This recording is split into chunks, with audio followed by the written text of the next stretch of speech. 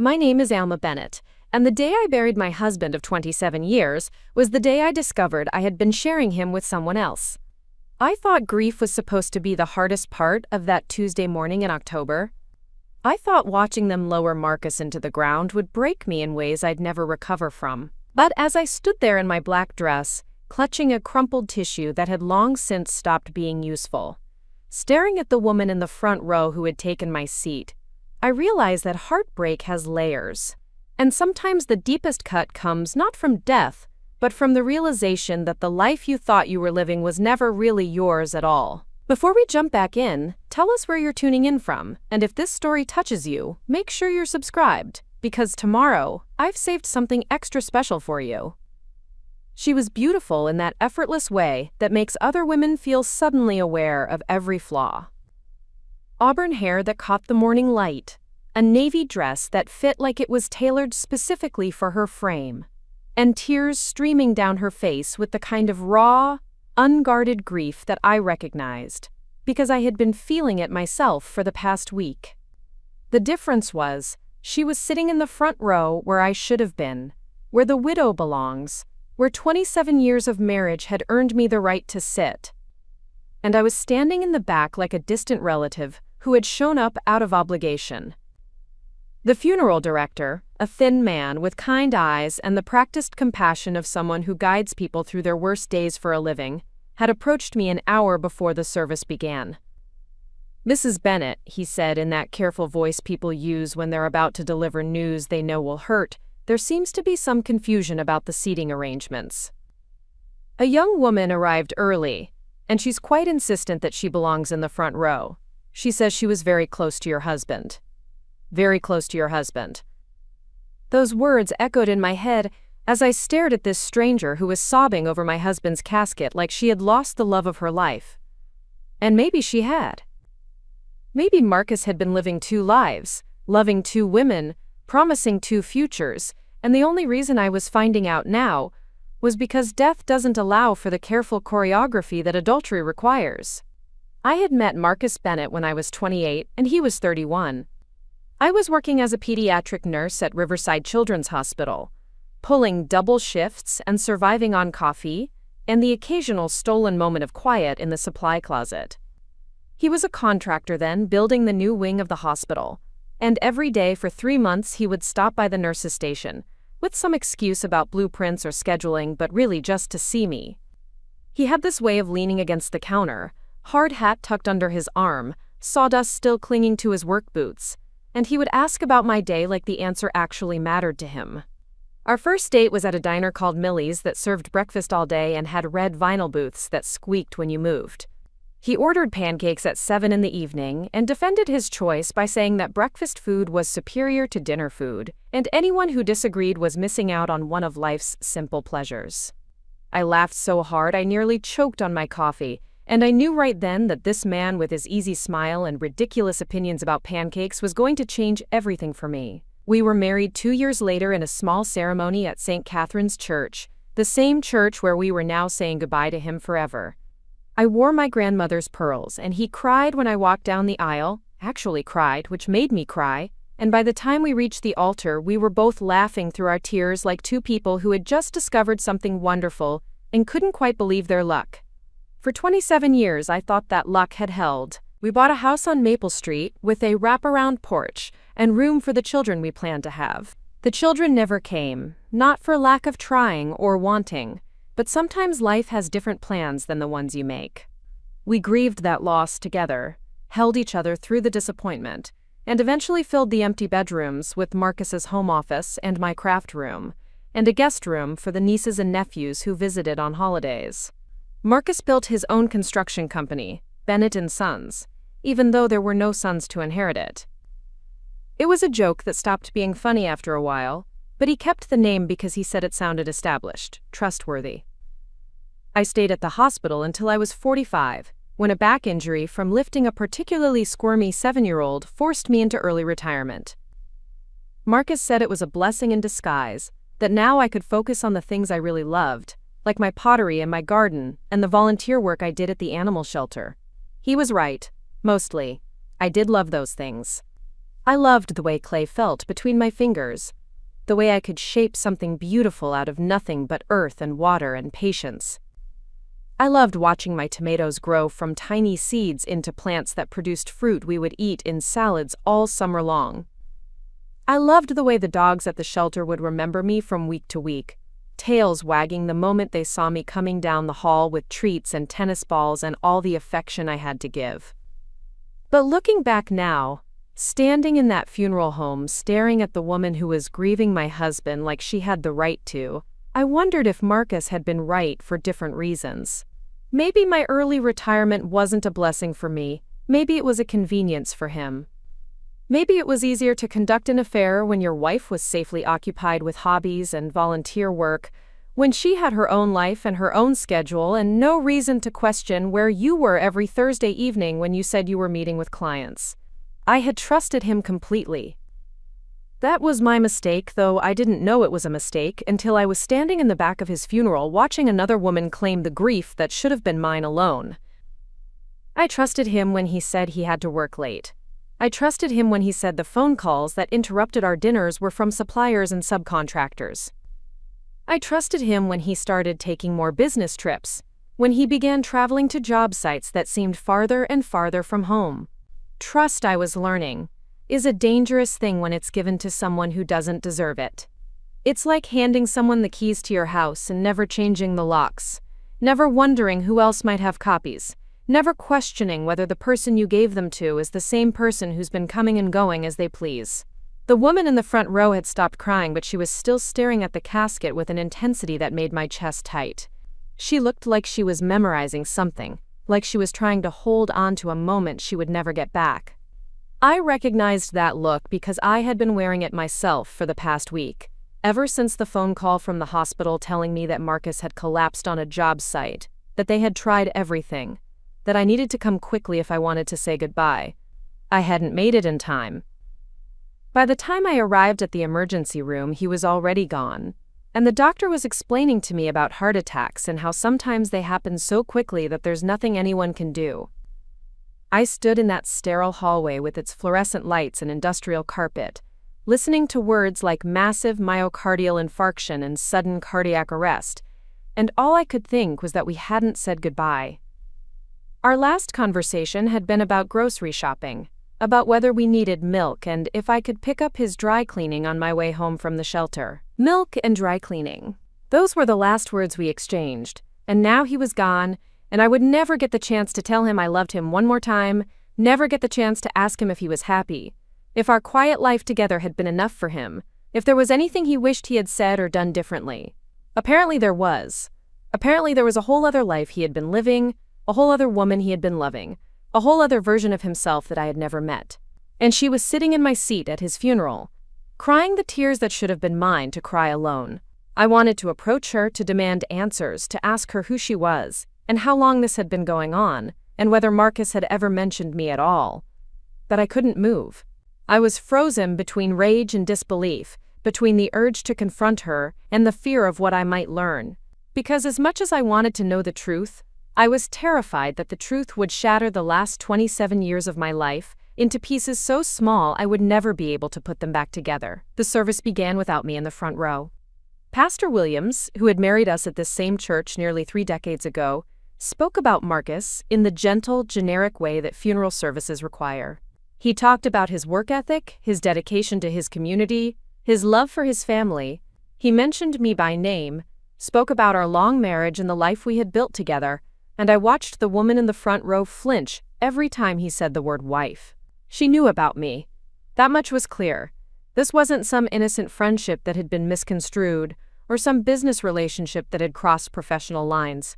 She knew Marcus was married, knew I existed, and yet she was here claiming her place in his death the same way she had apparently claimed her place in his life.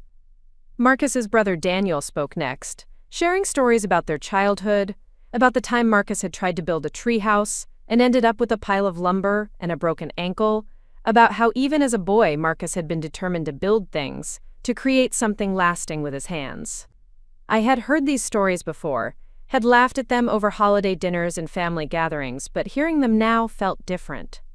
They felt like they belonged to someone else, Like the Marcus I had known was just one version of a man who had been many different things to many different people. The woman in the front row laughed at Daniel's stories, actually laughed, and the sound was like a knife between my ribs. She knew these stories too.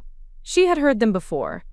Marcus had shared with her the same pieces of himself that I thought were mine alone, had given her access to the same memories and experiences and family anecdotes that I had cherished as intimate gifts between husband and wife. When the service ended and people began to file out of the church, she finally stood up. She was taller than I had expected, probably 5'8" in her heels, and she moved with the kind of confident grace that comes naturally to some women and never comes at all to others. She didn't look around the room, didn't seek out eye contact with anyone, but she walked directly to the casket and placed her hand on the polished wood for a long moment before whispering something I couldn't hear. Then she walked toward the back of the church, toward the exit, toward me. Our eyes met for just a second as she passed, and I saw something in her face that I hadn't expected. Not defiance or guilt or embarrassment, but recognition. Preparing and narrating this story took us a lot of time, so if you are enjoying it, subscribe to our channel. It means a lot to us. Now back to the story. She knew who I was, just as I now knew who she was. And in that brief moment of eye contact, we acknowledged each other in the way that women do when they share a secret they never wanted to keep. She was almost to the door when I found my voice. "Excuse me," I called out, and she stopped but didn't turn around. The few remaining people in the church looked up, sensing drama in the way that people always do when they catch the scent of conflict in the air. She turned slowly, and I could see that she was younger than I had thought, probably in her early 40s, with the kind of skin that suggested she had been careful about sunscreen, and the kind of figure that suggested she had been careful about everything else. "I'm Alma Bennett," I said, though I knew she already knew that. "Marcus's wife." She nodded once, a small, sharp movement that might have been acknowledgement, or might have been dismissal. "I know who you are," she said, and her voice was softer than I had expected, with just a hint of an accent I couldn't place. "I'm sorry for your loss. Sorry for my loss." As if she hadn't lost anything. As if she hadn't been sitting in the front row of my husband's funeral crying like her heart was breaking. As if she was offering condolences to a stranger, instead of standing face to face with the woman whose life she had been stealing from for who knows how long. I wanted to ask her how long it had been going on.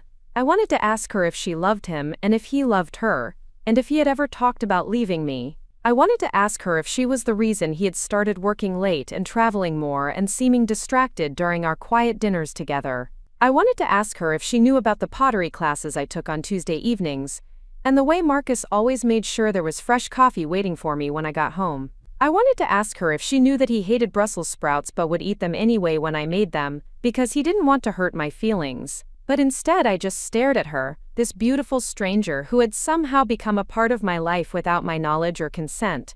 And I realized that I didn't know how to have this conversation. There's no handbook for confronting your dead husband's mistress at his funeral. There's no etiquette guide for this particular kind of betrayal. She seemed to understand my silence. Or maybe she was just eager to escape a situation that was uncomfortable for everyone involved. "Again, I'm sorry," she said, and then she walked out of the church and out of my life as quickly as she had entered it, leaving me standing alone in the back row with questions I might never get answered, and grief that was now complicated by anger and humiliation and a kind of loneliness I had never experienced before. The burial was smaller, just family and close friends, and she didn't come. I stood at the graveside listening to Pastor Williams say his final words, watching them lower the casket into the ground, and I felt empty in a way that had nothing to do with death, and everything to do with deception. Marcus was gone, but the man I was burying wasn't the man I thought I had married. That man, the one I had loved and trusted and built a life with, had apparently never existed at all. After everyone left and the cemetery workers began filling in the grave, I stayed behind. I had brought a single white rose, something simple and classic that seemed appropriate for a widow's final tribute, but as I held it in my hands I wondered if she had brought flowers too. I wondered if she would come back later, after dark, to leave her own tokens of love and loss at his grave. I wondered if she knew where he was buried, if she had followed the funeral procession from a distance, if she was somewhere nearby right now waiting for me to leave so she could have her own moment of goodbye. The thought made me angry in a way I hadn't been angry in years, maybe ever. Not the quick flash of irritation that comes from traffic jams or rude salespeople, but a deep, burning fury that started in my stomach and spread through my chest like acid. How dare she? How dare they both? How dare Marcus live a double life for however long this had been going on? And how dare she participate in it? And how dare she show up at his funeral like she had every right to be there? I dropped the rose on his grave and walked back to my car, my heels sinking slightly into the soft ground with each step. I drove home to our house on Maple Street, the house we had bought together and filled with shared memories and future plans that would never come to fruition. I pulled into the driveway and sat in my car for a long time, staring at the front porch where we used to sit on summer evenings, at the windows where I had hung curtains we had picked out together, at the door we had walked through as newlyweds 27 years ago. Everything looked the same, but it all felt different now, tainted by the knowledge that Marcus had been keeping secrets, that he had been living parts of his life somewhere else with someone else. I wondered if he had brought her to this house. If she had been in our bedroom, in our kitchen, sitting at our dining room table eating off plates we had received as wedding gifts. I wondered if she knew about the loose board on the front step that Marcus kept meaning to fix, or the way the bathroom door stuck if you didn't push it just right, or the hiding place behind the bookshelf where we kept our emergency cash. I unlocked the front door and stepped into the hallway, and for the first time in 27 years, the house didn't feel like home. It felt like a museum of a life that had never been as real as I thought it was, full of artifacts from a marriage that had apparently been built on lies. I walked through the rooms slowly, seeing everything with new eyes, wondering what else I didn't know, what other secrets Marcus had been keeping, what other ways my life had been a fiction. His office was exactly as he had left it, papers scattered across the desk, reading glasses folded next to his computer, coffee mug with a ring stain on the bottom sitting next to a stack of invoices. I had always respected his workspace, had never gone through his files or his computer or his phone, because I trusted him, and because he had asked me to give him privacy for his business dealings. But trust was a luxury I could no longer afford. I sat down in his chair and opened the top drawer of his desk. It was full of the usual office supplies, pens and paper clips and sticky notes, nothing unusual or suspicious.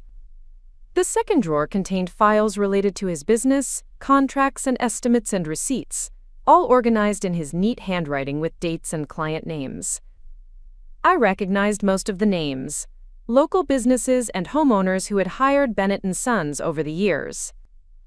But in the back of the file drawer, behind a folder labeled Tax Documents 2019, I found something that made my hands shake. A manila envelope with no label, sealed but not taped, like it had been opened and closed many times. Inside were photographs, not professional ones, but the kind you print at home on regular paper. Photos of Marcus with her, the woman from the funeral, spanning what looked like several years based on the changing seasons in the backgrounds and the slight differences in their appearances. They were happy in these photos, genuinely happy in the way that people are when they think no one is watching.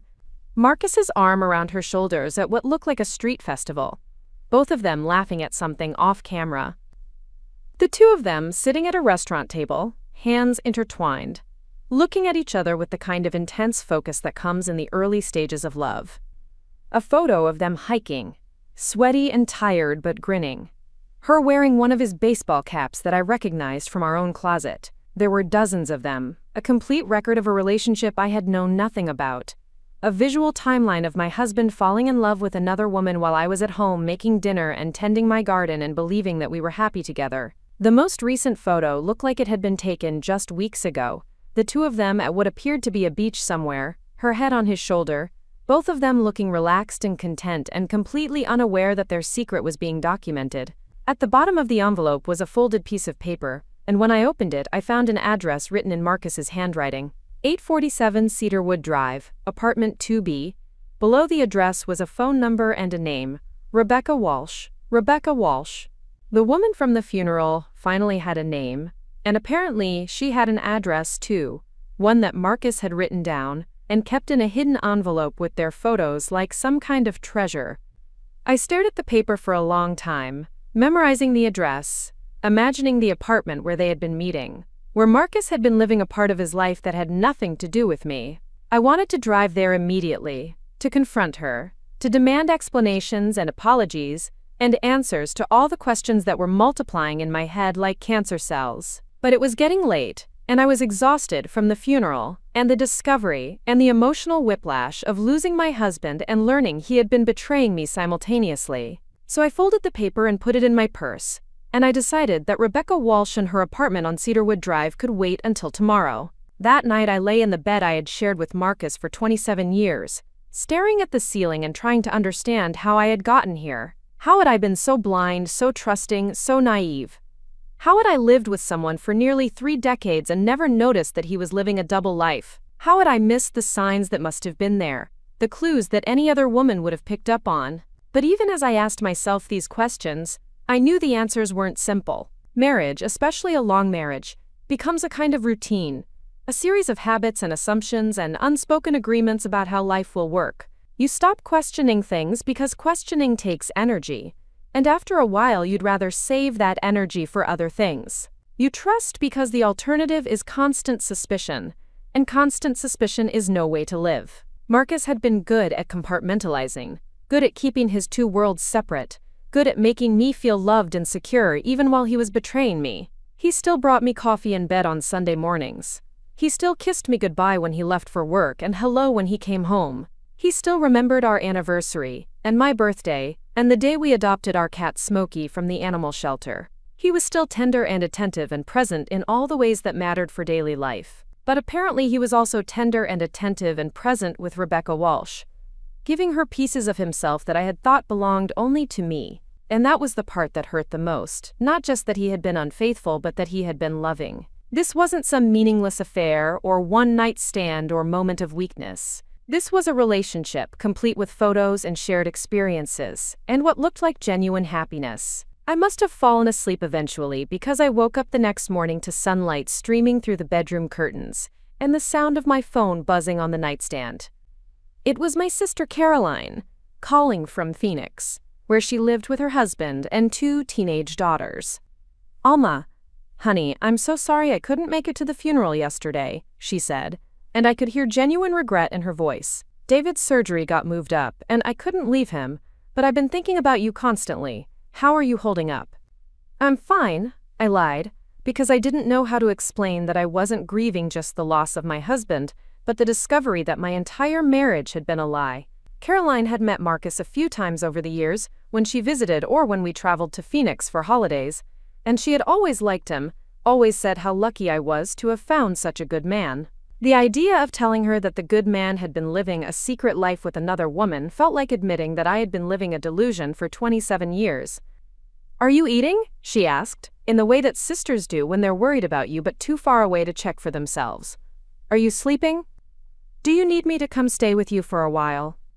"I'm managing," I said, which was technically true even if managing meant discovering evidence of adultery in my dead husband's desk drawer. "I have some things to take care of this week. Some loose ends to tie up." After I hung up with Caroline, I made myself breakfast even though I wasn't hungry, because eating breakfast was something normal people did and I was trying very hard to feel normal even though nothing about my life felt normal anymore. I sat at the kitchen table where Marcus and I had shared thousands of meals together, and I stared at the piece of paper with Rebecca Walsh's address on it. 847 Cedarwood Drive was about 20 minutes from our house, in a newer development that had gone up in the last 10 years.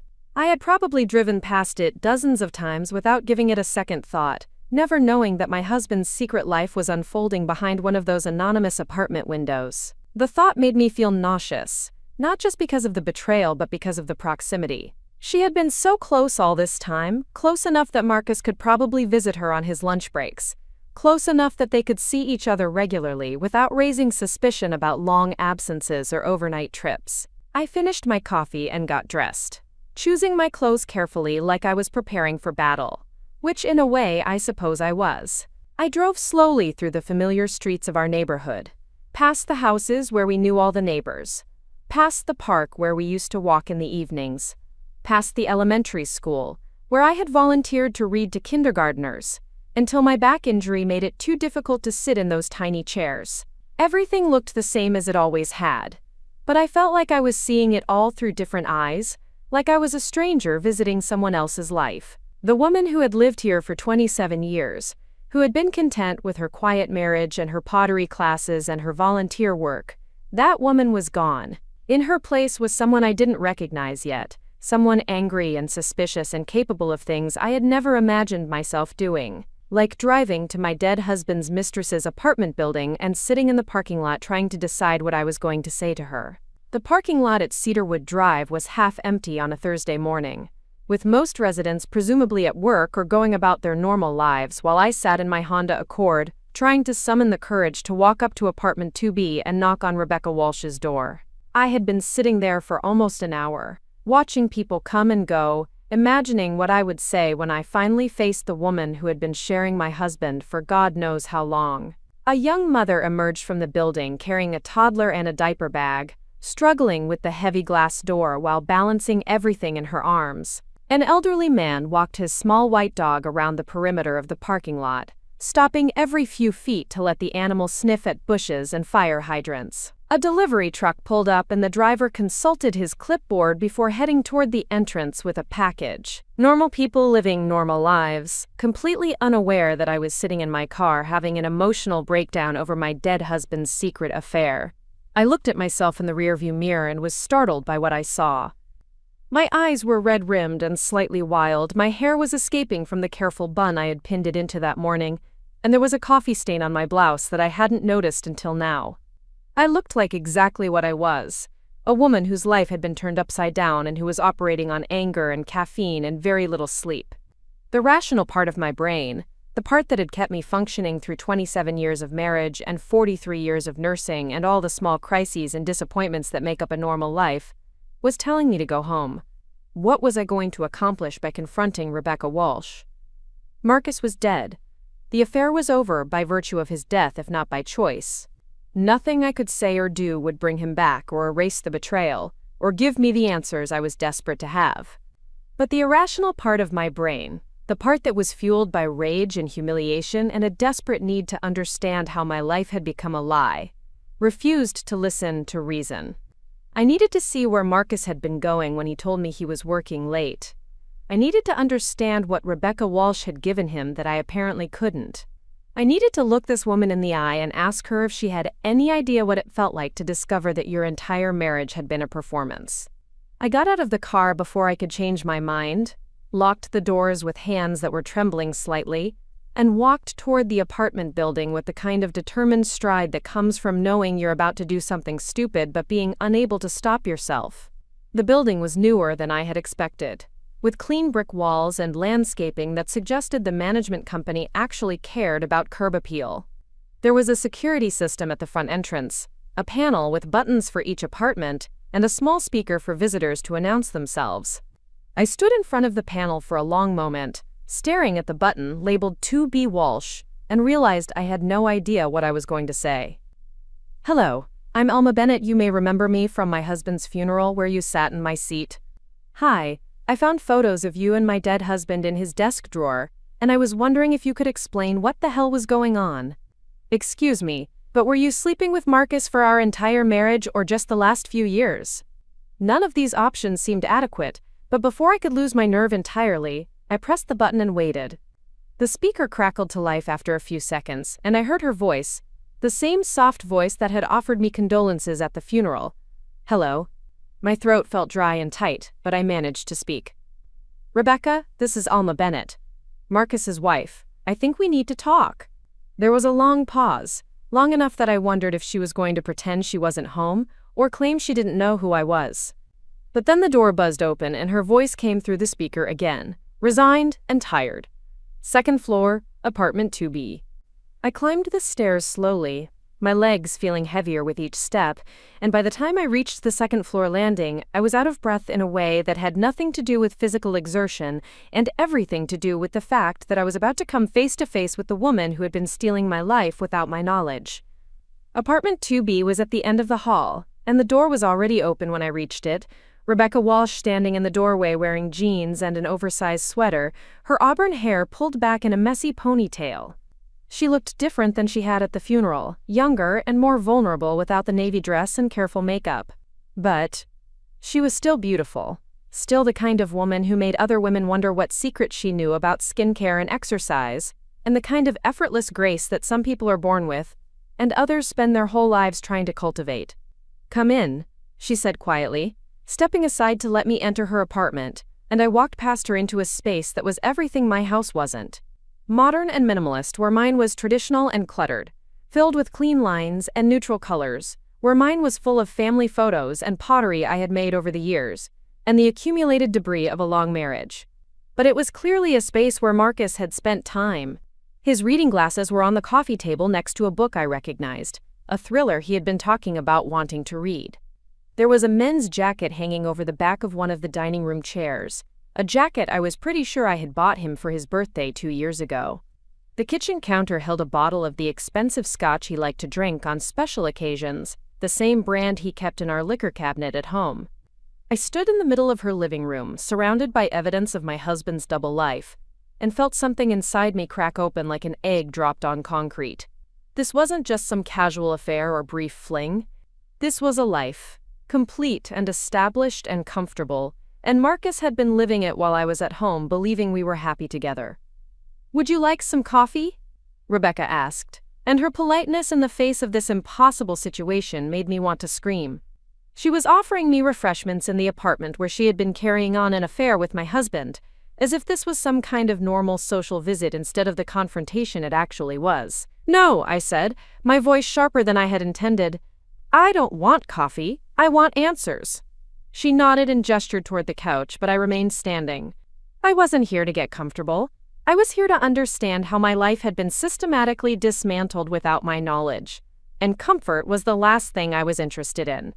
"How long?" I asked, cutting straight to the heart of what I needed to know. "How long were you sleeping with my husband?"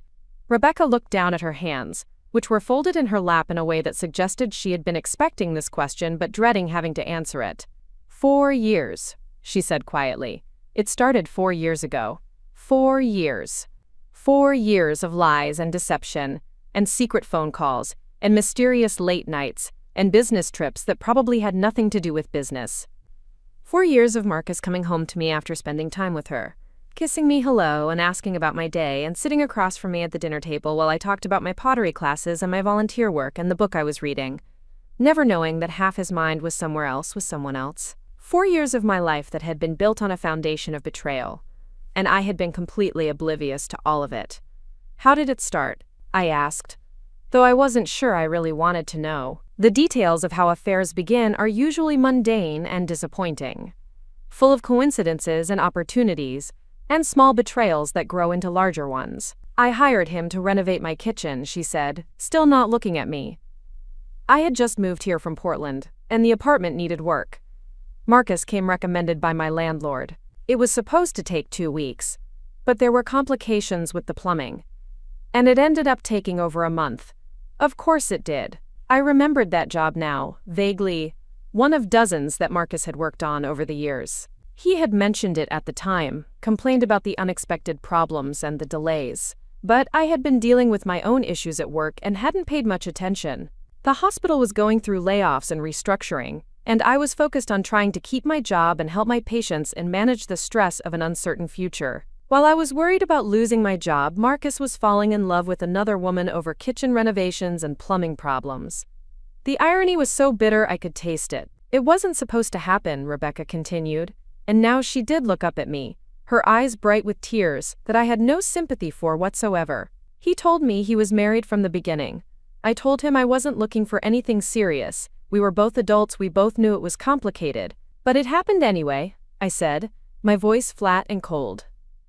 She nodded. "He was easy to talk to. He listened when I told him about my divorce, about why I had moved here, about starting over. And he was lonely." Lonely. The word hit me like a physical blow, because if Marcus had been lonely, that was something I should have known.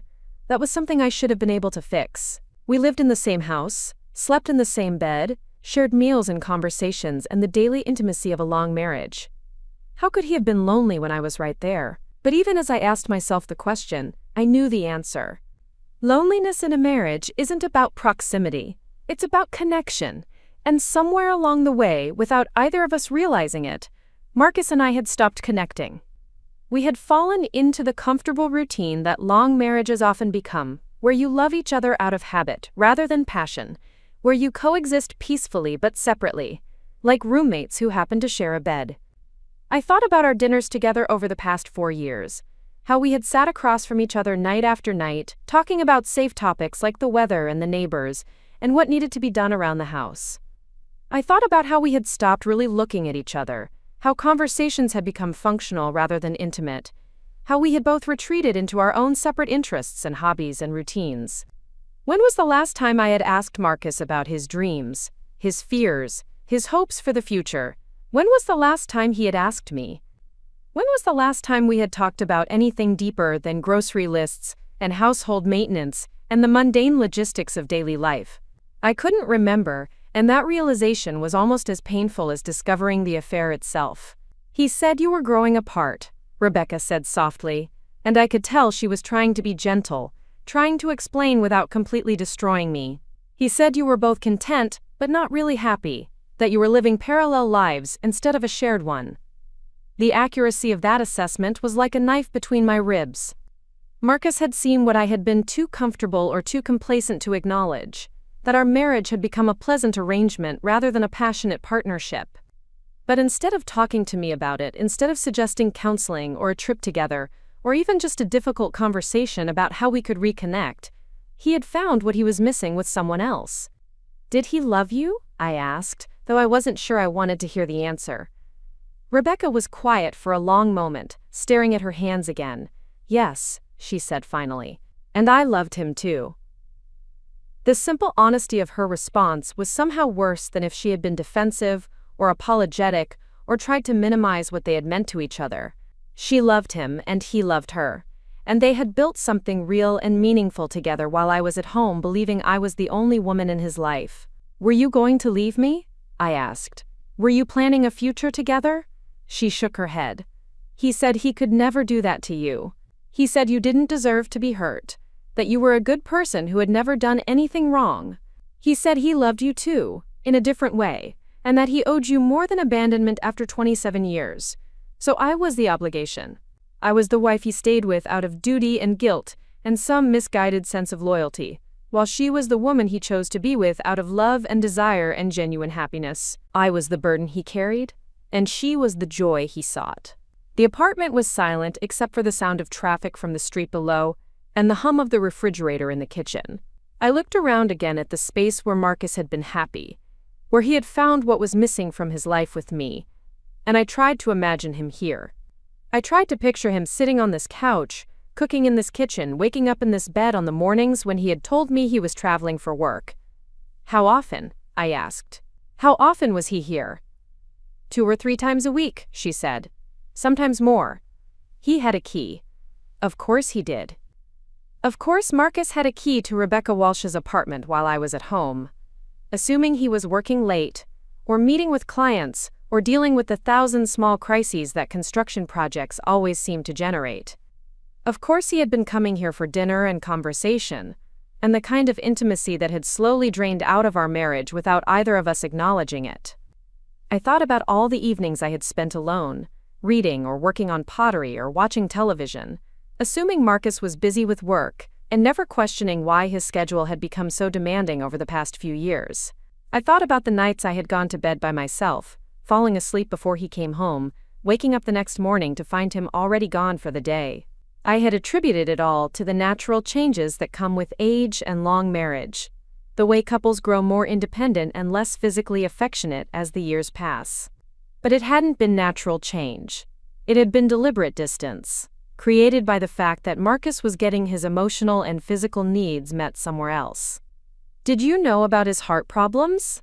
I asked suddenly, remembering the doctor's explanation about the massive heart attack that had killed him. Did he tell you he was having chest pains or shortness of breath? Rebecca's face crumpled, and fresh tears started flowing down her cheeks. He didn't want to worry you, she said. He'd been having symptoms for months, but he was afraid that if he went to the doctor, if something was seriously wrong, it would all come out. The affair, I mean. He was terrified that you would find out, so he chose to protect his secret rather than his life. He chose to risk dying rather than risk me discovering his betrayal. And in the end, the secret died with him anyway, because death has a way of exposing the things we try hardest to hide. I felt a surge of anger so intense it made my vision blur around the edges. Marcus had died because he was more concerned about covering up his affair than he was about his own health. He had left me widowed and alone and completely unprepared for the truth about our marriage, because he couldn't bear the thought of facing the consequences of his choices. He was a coward, I said, the words coming out harsher than I had intended, but no harsher than I felt them. He was a coward who chose to die rather than deal with the mess he had made. Rebecca looked up at me sharply, her tear-streaked face suddenly angry. "Don't say that," she said. "You don't understand what he was going through, how torn he was about everything. He loved us both and he didn't know how to choose." "He made his choice," I replied. "He chose you for 4 years. He chose to lie to me for 4 years.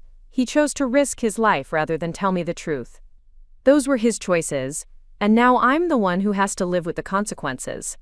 I walked to the window and looked out at the parking lot where my car was waiting, at the normal world where people were going about their normal lives without having to confront the wreckage of their marriages in their dead husband's mistress's apartment. I thought about driving home to my empty house, to the pottery studio, where I would sit surrounded by half-finished pieces and wonder what the point of any of it was. I thought about the sympathy casseroles that were probably piling up in my refrigerator, brought by well-meaning neighbors who had no idea that my grief was complicated by betrayal and humiliation. I turned back to Rebecca, who was still sitting on the couch crying silently, and I realized that she was grieving too. She had lost someone she loved, someone who had been a significant part of her life for 4 years, and she couldn't even grieve publicly because their relationship had been a secret. She couldn't attend his funeral without causing a scene. She couldn't tell her friends and family about her loss without explaining the circumstances. She was as alone in her grief as I was in mine, maybe more so. But I didn't feel sorry for her, I couldn't. She had chosen to be the other woman, had chosen to participate in the deception, had chosen to accept the limitations and secrecy that came with loving someone else's husband. I hadn't chosen any of this. I had been an unwilling participant in a drama I didn't even know was being performed. "I'm selling the house," I said suddenly, the decision forming as I spoke the words. "I can't live there anymore, knowing what I know now. Everything feels contaminated." Rebecca looked up at me with something that might have been surprise, or concern, or fear. "What are you going to do?" "I don't know," I said honestly. "I don't know what I'm going to do with the rest of my life now that I know the last 27 years of it were built on lies. But I know I can't stay in that house, surrounded by memories that aren't what I thought they were." I walked toward the door, then stopped and turned back to her one more time. "Did he ever talk about leaving you?" I asked. "Did he ever say he was going to end it and try to fix things with me?" Rebecca was quiet for so long that I thought she wasn't going to answer. Finally, she shook her head. "No," she said. "He talked about feeling guilty, about wishing things could be different. But he never talked about ending it. I think he would have kept going the way we were until one of us died." "Well," I said, "one of you did." I left her apartment and walked back to my car, feeling emptier than I had when I arrived. I hadn't gotten the satisfaction of confronting her that I had expected. I hadn't been able to make her feel the pain I was feeling, or somehow transfer my humiliation onto her shoulders. She was just another victim of Marcus's choices, another woman whose life had been shaped by his inability to deal honestly with his emotions and his marriage. But I had gotten answers, even if they weren't the answers I had wanted. I knew how long the affair had lasted, how it had started, how serious it had been. I knew that Marcus had loved her and that she had loved him back, and that knowledge was like carrying around a stone in my chest that got heavier every time I breathed. I drove home slowly, taking the long way through neighborhoods I had never explored, past houses where other people were living their lives and dealing with their own secrets and disappointments and small tragedies. I thought about the millions of women who had discovered their husbands' affairs over the centuries, who had been forced to confront the gap between the life they thought they were living and the life they were actually living. Some of them probably stayed and tried to rebuild, Some of them probably left and started over. Some of them probably spent the rest of their lives wondering what they could have done differently, what signs they had missed, what failures in themselves had driven their husbands to seek love elsewhere. But I didn't want to spend the rest of my life wondering. I didn't want to stay in our house and try to pretend that everything could go back to normal when normal had never been what I thought it was. And I didn't want to forgive Marcus for choices he had made that had fundamentally altered the trajectory of my life without my knowledge or consent. When I got home, I called a real estate agent. The house sold faster than I had expected, to a young couple with a new baby, who fell in love with the wraparound porch and the mature trees in the backyard. They had no idea that the master bedroom had been shared by a woman who thought she was happily married and a man who was living a double life. They had no idea that the kitchen had been the site of thousands of conversations that were built on a foundation of deception. They saw only the hardwood floors and the updated appliances and the potential for creating their own memories in the space where mine had been systematically destroyed. I felt sorry for them, in a way. Not because there was anything wrong with the house itself, but because I now knew how quickly the life you think you're building can be revealed to be something entirely different. I wanted to warn them somehow, to tell them to keep asking questions and paying attention and never assuming that love is enough to guarantee honesty. But they were young and excited and obviously in love with each other, in the way that comes before disappointment and compromise and the slow erosion of intimacy that time can bring to even the best relationships. They deserved to discover their own lessons without having mine imposed on them. The closing was scheduled for the first week of December, which gave me about 6 weeks to pack up 27 years of accumulated life and decide what was worth keeping and what could be left behind. I started with the easy things, the obviously personal items like my clothes and jewelry and the pottery I had made over the years. Then I moved on to the books and kitchen items and furniture that had clear emotional attachment or practical value. But then came the harder decisions. What do you do with wedding gifts when the marriage they celebrated turned out to be a lie?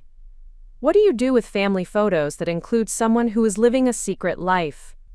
What do you do with Christmas ornaments that represent holidays you thought were happy but that were apparently tainted by ongoing deception?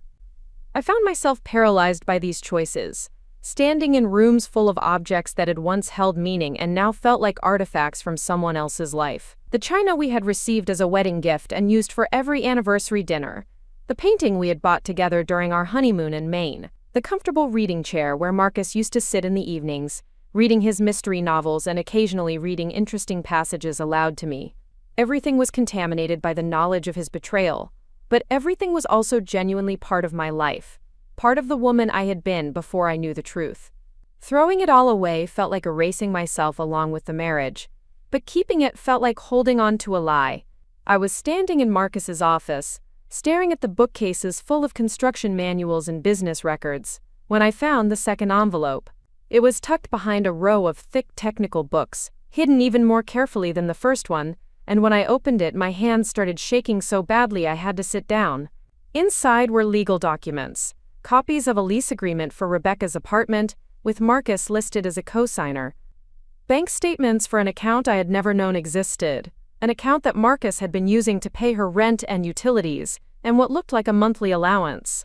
Receipts for jewelry and flowers, and weekend trips to places I had never been, places they had visited together while I thought he was working. And at the bottom of the envelope, a copy of a will that wasn't the will I had seen when we had our estate planning done 5 years ago. This will, dated just 6 months before Marcus's death, left a significant portion of his assets to Rebecca Walsh, including his share of the construction business, and a substantial cash bequest that would have guaranteed her financial security for the rest of her life.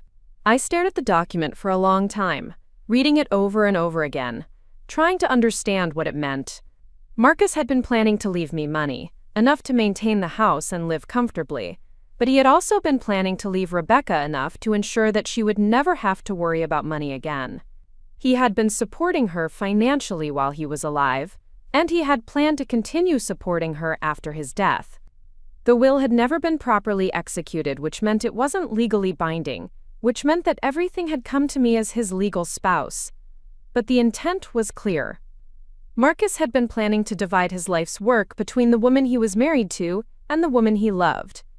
And he had been doing it without telling either of us what he was planning. I called the lawyer who had handled our estate planning, a kind older man named Howard Brennan, who had been dealing with our legal affairs for over a decade.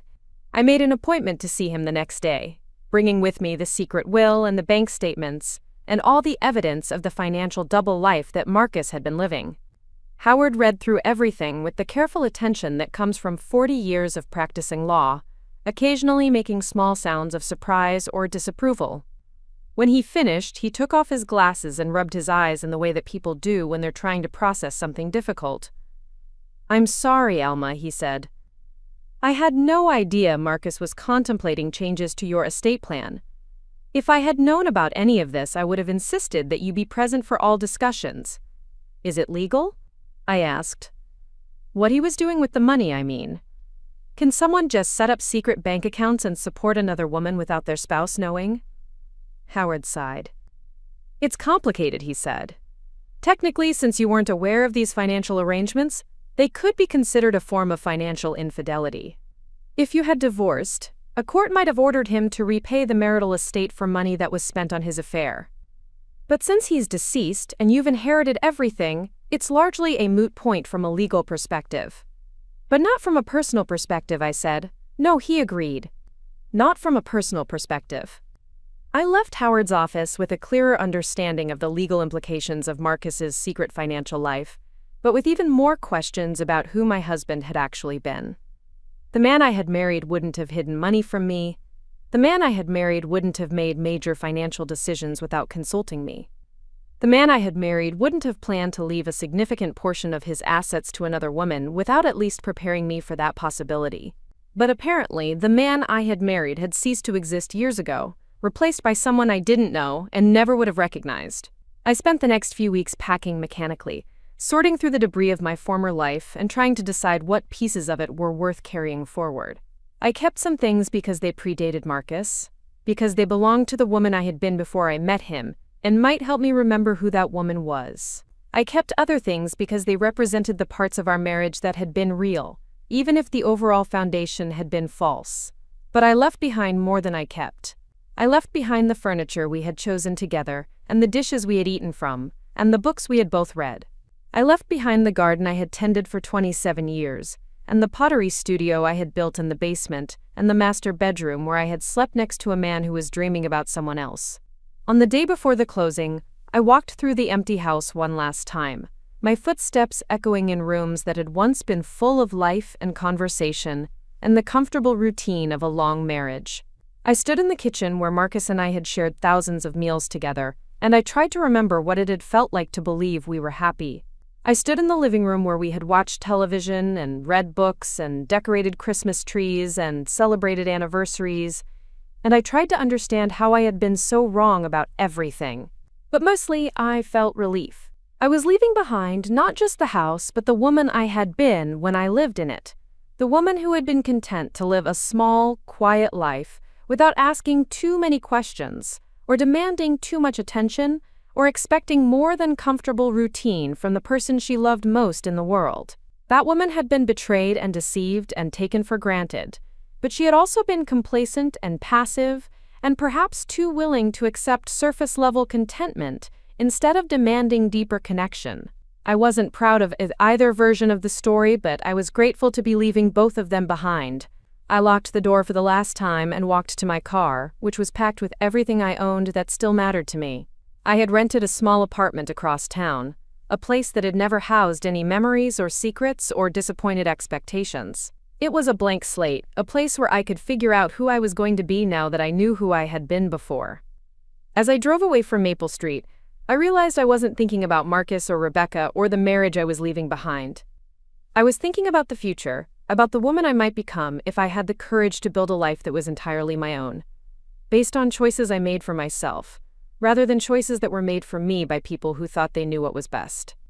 I was thinking about revenge, but not the kind that involves confrontation, or public humiliation, or trying to hurt the people who had hurt me. I was thinking about the kind of revenge that involves living well, that involves becoming more than the sum of the betrayals that had been inflicted on me, that involves refusing to let other people's choices define the rest of my story. And that's when I remembered the foreclosure notice. The foreclosure notice arrived on a Tuesday morning, 3 weeks after I had moved into my new apartment on the other side of town. I was sitting at my small kitchen table, still getting used to the unfamiliar sounds of different neighbors and traffic patterns, when my phone buzzed with a text message from my former next-door neighbor, Patricia Henley. "Alma, thought you should know there's an official-looking notice taped to the door at 847 Cedarwood Drive. Looks like foreclosure papers. Wasn't sure if you'd want to know, but figured you might. Hope you're doing well, dear." I stared at the message for a long moment, my coffee growing cold in my hands. Patricia had no idea why I would care about a foreclosure notice at an address she had probably never heard me mention. She was just being her usual, thoughtful self, the kind of neighbor who noticed things and looked out for people even when they had moved away. But what Patricia didn't know was that 847 Cedarwood Drive was Rebecca Walsh's address, and that the foreclosure notice probably meant that the financial support Marcus had been providing her was no longer sustainable without his income. I set down my phone and walked to the window of my new apartment, looking out at a view that still felt foreign to me. Everything here was different from the life I had left behind. The parking lot instead of a garden, the sound of highway traffic instead of birds in the oak trees, the smell of other people's cooking instead of the familiar sense of my own kitchen. I had chosen this apartment precisely because it was different, because it held no memories and no expectations, because it was a place where I could start over without the weight of the past pressing down on me every time I walked through the door.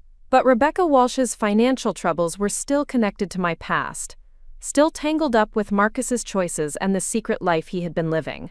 According to the bank statements I had found in his office, he had been paying her rent for the past 2 years, along with utilities and what appeared to be a generous monthly allowance. Without that support, she was apparently unable to maintain the lifestyle he had been financing. I should have felt satisfied. This was justice of a sort. The natural consequence of building your life around someone else's stolen money and borrowed time. Rebecca had chosen to be dependent on a married man, and now she was facing the reality of what happens when that arrangement comes to an end. She had gambled on a future with Marcus, and she had lost. But instead of satisfaction, I felt something more complicated. Not sympathy exactly, but a recognition that both of us had been living on the foundation of Marcus's lies, and both of us were now dealing with the collapse of the structures he had built to keep his two worlds separate. She was losing her apartment and her financial security, but I had lost my sense of reality, and my trust in my own judgment, and my belief that the life I had been living for 27 years had been real. I spent the rest of the morning trying to focus on unpacking the boxes that still lined the walls of my new apartment, but my mind kept drifting back to that foreclosure notice. I imagined Rebecca receiving the legal papers, reading the formal language that would give her 30 days to bring her mortgage current or face eviction. I imagined her realizing that whatever financial arrangements Marcus had made for her future were no longer accessible, that she was on her own in a way she probably hadn't been for the past 4 years. By afternoon, I had given up on pretending I could concentrate on anything else. I drove across town to Cedarwood Drive, telling myself I was just curious, that I wanted to see for myself what Patricia had described. But deep down I knew I was going back to confront something I hadn't finished confronting the first time I had been there. The foreclosure notice was exactly where Patricia had said it would be, taped to the front door of the apartment building in a manila envelope marked with official seals and legal warnings. I sat in my car in the same parking spot I had occupied weeks earlier, staring at that envelope and thinking about the chain of events that had led to this moment. Marcus dies of a heart attack, brought on partly by the stress of maintaining his secret life. I inherit his assets and discover his betrayal. Rebecca loses her financial support and faces foreclosure. And somewhere in this sequence of causes and effects, I was supposed to figure out how to move forward with my life. I was still sitting there an hour later when Rebecca's car pulled into the parking lot. She looked tired in a way that went beyond physical exhaustion, the kind of weariness that comes from dealing with problems that have no good solutions. She was carrying grocery bags and what looked like a stack of mail, and she walked slowly toward the building like someone who was dreading what she might find when she got inside. She saw me before she reached the door, and our eyes met across the parking lot in a moment of recognition that neither of us had been expecting. For a few seconds we just looked at each other, two women whose lives had been shaped by the same man's choices, and I could see in her face the same mixture of resignation and anger that I had been carrying around for weeks. She walked over to my car and I rolled down the window, though neither of us spoke immediately. Finally, she gestured toward the foreclosure notice on the door. "I suppose you know about that," she said, her voice flat and matter-of-fact. "I heard," I replied. "I'm sorry." She laughed, but there was no humor in it. "Are you? Are you really sorry? Or are you here to see the results of your husband's death?" The accusation stung because there was some truth to it. I wasn't entirely sorry that Rebecca was facing consequences for her choices. I wasn't entirely sorry that the comfortable life Marcus had built for her was falling apart. But I also wasn't here to gloat or to watch her suffer, and the fact that she thought I might be said something about how she viewed me, how she viewed the whole situation. "I'm not here to watch you suffer," I said. "I'm trying to understand something." "What's to understand?" she asked. "Marcus is dead, the money he was giving me stopped coming, and now I'm losing my apartment. It's pretty straightforward." "Why didn't you save anything?" I asked. "In 4 years, why didn't you put aside enough money to support yourself when this arrangement ended?" Rebecca stared at me for a long moment, and I could see anger building behind her eyes. "You think I was just living off your husband's money like some kind of kept woman," she said. "You think I was sitting around eating bonbons and getting my nails done while he paid all my bills. Weren't you?" "I worked," she said, her voice rising slightly. "I work. I'm a freelance graphic designer, and I have clients, and I earn money." But Marcus insisted on covering the big expenses because he said he wanted to take care of me. He said it made him feel good to know I was secure, that I didn't have to worry about rent or utilities or car payments. She shifted the grocery bags to her other arm, and I could see that her hands were shaking slightly. And yes, I let him. I let him pay for things because it made our relationship feel more real somehow, more like a real partnership instead of just an affair. But I kept working, and I kept trying to build my own career, and I kept thinking that someday we would figure out how to make this work in a way that didn't involve so much secrecy and deception. But that day never came, I said. "No," she agreed, "that day never came. And now I'm stuck with a lease he co-signed, and expenses he was covering, and a lifestyle I can't maintain on my own income. And you're stuck with the knowledge that your husband was living a double life. So I guess we're both paying for his choices now." I looked at her standing there in the parking lot, holding her groceries and her mail, and what was probably a stack of bills she couldn't pay, and I realized that Rebecca Walsh wasn't the villain I had wanted her to be. She was just another woman who had made compromises and accepted half-truths, and convinced herself that love was enough to justify questionable choices.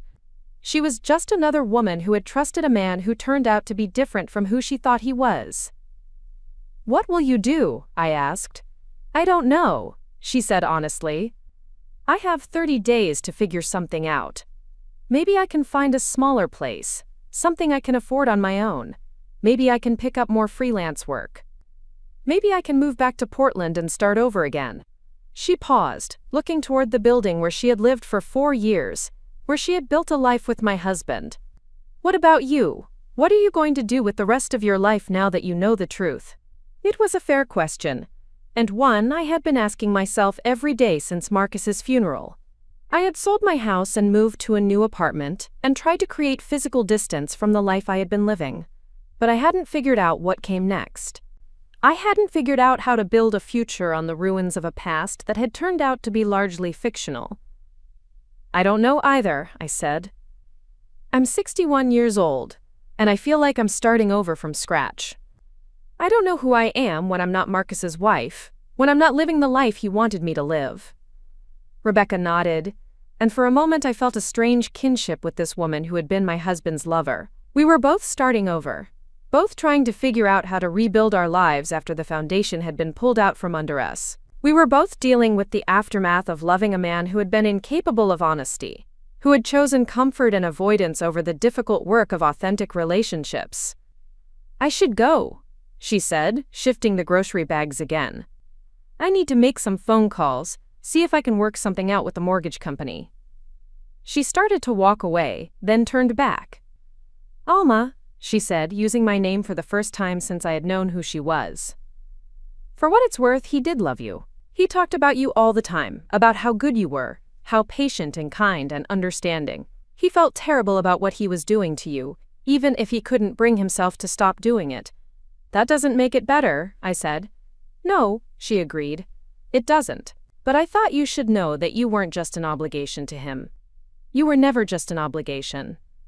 I watched her walk into the building, carrying her groceries and her problems and the weight of a relationship that had never had a chance to be anything more than a secret. I sat in my car for a while longer, thinking about what she had said, about Marcus feeling terrible but continuing to lie anyway, about being loved and betrayed simultaneously. When I finally drove home, I couldn't stop thinking about the foreclosure notice and what it represented. Rebecca was losing her apartment because she had built her life around money that wasn't really hers, around support that could be withdrawn without warning, around promises that had never been officially made. But in a way, wasn't that exactly what I had been doing too? Hadn't I built my life around assumptions that turned out to be false? Around promises that Marcus had never explicitly made? Around a marriage that existed more in my imagination than in reality? The difference was that I had inherited Marcus's actual assets, while Rebecca had inherited only the debt and disappointment of their secret relationship. I had legal claim to the money he had earned during our marriage, while she had moral claim to the love he had given her during their affair. Neither of us had gotten what we thought we were going to get, but the law was clearly on my side in ways that had nothing to do with justice and everything to do with the accident of legal marriage. That night I lay in my new bed in my new apartment, staring at the ceiling and thinking about fairness and revenge and what I owed to the woman who had been sharing my husband for 4 years. I didn't owe her anything, legally or morally. She had made her choices just as I had made mine, and the consequences of those choices were hers to deal with. But I kept thinking about the foreclosure notice, about the 30-day deadline, about the fact that she was about to lose her home because of circumstances that were largely outside her control now that Marcus was dead. I thought about the money that Marcus had been giving her, money that had technically belonged to both of us as a married couple. I thought about the will he had secretly written, leaving her a substantial inheritance that would have solved all her current problems if it had been legally executed. I thought about the fact that I now had access to all of Marcus's assets, including money that had been intended for another woman, money that I would never miss because I had never known it existed in the first place. And I thought about revenge, the real kind, the kind that doesn't involve hurting someone but involves becoming someone better than the person who hurt you. The idea came to me slowly, over the course of several sleepless nights. It started as just a vague notion of doing something unexpected, something that would surprise everyone, including myself. But gradually it took shape, becoming a plan that was both generous and selfish, both kind and calculating, both practical and completely insane. I was going to buy Rebecca Walsh's apartment building, not to save her, exactly, and not to hurt her either, but to take control of a situation that had been controlling me, to make a choice that was entirely my own, instead of simply reacting to choices that other people had made for me. I was going to use Marcus's money that he had been secretly diverting to support his affair, to purchase the building where that affair had taken place. And then I was going to decide what happened next, on my own terms, according to my own sense of what was right and fair and appropriate. It was a ridiculous idea. I had never owned rental property, had no experience as a landlord, and no clear plan for what I would do with an apartment building once I owned it. But it was my ridiculous idea, my choice to make, my way of taking control of a situation that had been imposed on me by people who had never asked for my input or consent. The next morning I called Howard Brennan, my lawyer, and asked him to research the ownership of 847 Cedarwood Drive. Within a few hours he called me back with information that made my plan seem less ridiculous and more possible. The building was owned by a small real estate investment company that was apparently in financial trouble. Several of the apartments were vacant, and the owner was behind on property taxes and struggling to maintain the building. Rebecca's apartment was one of only 3 units that were currently occupied, and the foreclosure notice I had seen was actually for the entire building, not just her individual unit. "It looks like the owner is motivated to sell," Howard told me. "The building is probably worth more than they're asking, but they need to liquidate quickly to avoid losing everything to back taxes and mortgage payments." "How much?" I asked. He named a figure that was substantial but well within my means, given the assets I had inherited from Marcus. It would use up a significant portion of my available cash, but it wouldn't leave me struggling financially. And according to the rental income from the occupied units, the building could potentially pay for itself over time if it was properly managed. "Are you serious about this, Alma?" Howard asked. "Because buying rental property is a big responsibility, especially a building that needs work and better management." "I'm serious," I said, though I wasn't entirely sure what I was serious about. I was serious about taking control of something, about making a choice that was mine, rather than accepting circumstances that had been created by other people's deceptions. Whether that constituted a good reason to buy an apartment building was something I would figure out later. "I'll need to have the building inspected," I continued. "And I'll need to understand the current lease agreements and the financial obligations. But if everything checks out, yes, I want to make an offer." Howard was quiet for a moment, and I could tell he was trying to decide whether to talk me out of what might be an impulsive decision made during a difficult time in my life. Finally, he said, "All right, let me make some calls and see what we can find out. But Alma, I want you to think carefully about your motivations here. Revenge purchases rarely turn out the way people expect them to." "This isn't revenge," I said, though I wasn't entirely sure that was true. "This is reclamation." The building inspection revealed what I had expected: a fundamentally sound structure that had been neglected by an absentee owner who was more interested in collecting rent than maintaining the property.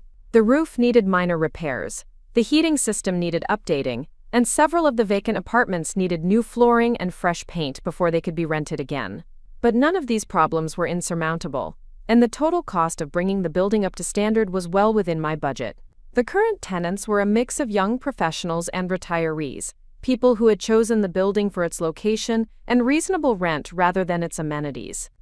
Rebecca was actually paying above market rate for her apartment, probably because Marcus had been willing to cover whatever the landlord demanded rather than negotiate or look for alternatives. I made an offer that was accepted within 24 hours, and suddenly I was the owner of a 12-unit apartment building that included the home where my dead husband had been carrying on his affair for 4 years. It was possibly the strangest real estate transaction in the history of suburban development, but it was mine, and for the first time since Marcus's funeral, I felt like I was doing something rather than just surviving something.